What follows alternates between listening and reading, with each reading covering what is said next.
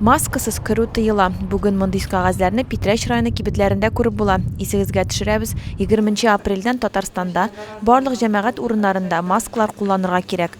Шикләнмәләр санитар-эпидемиологик ситуация яхшырганчы гамәлдә булачак. Районда барлыгы 191 сату ноктасы эшли. Когда был введен режим обязательного нахождения граждан в торговых точках, в торговых помещениях в масках, мы максимально оперативно до торговых наших магазинов доводили информацию о необходимости соблюдения данного режима. И ответственность там очень высокая, как и для юрлиц, так и для граждан, то есть штрафы достаточно большие. Мы сейчас были свидетелями того, как люди перед тем, как заходить в магазин, одевают маски и, в принципе, этот режим стараются соблюдать. Все у вас на кассе работают в масках и перчатках, да? Как часто происходит смена масок? Ну, вот эти вот меняются каждые 3 часа у нас.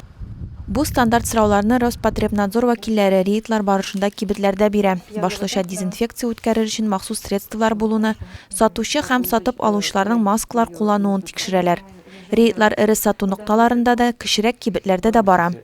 Обращаем, значит, внимание на то, чтобы персонал был одет в маски и перчатки обязательно, чтобы посетители заходили в масках, значит, без масок, чтобы посетители не обслуживали, чтобы соблюдалась дистанция между покупателями в магазине и чтобы соблюдался сан-дез-режим по обработке прилавков, всех, значит, рабочих поверхностей. Те объекты, которые не имеют нарушений, значит, мы заполняем сразу чек-лист и отмечаем, что да, у них все пункты выполняются.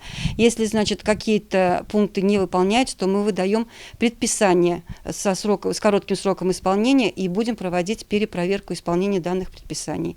Сату нокталары буенча 17 предписание, авыл хуҗалыгы объекты буенча 9, 4 чаштараш, шулай ук азык-төлек промышленности объектларына бирелгән.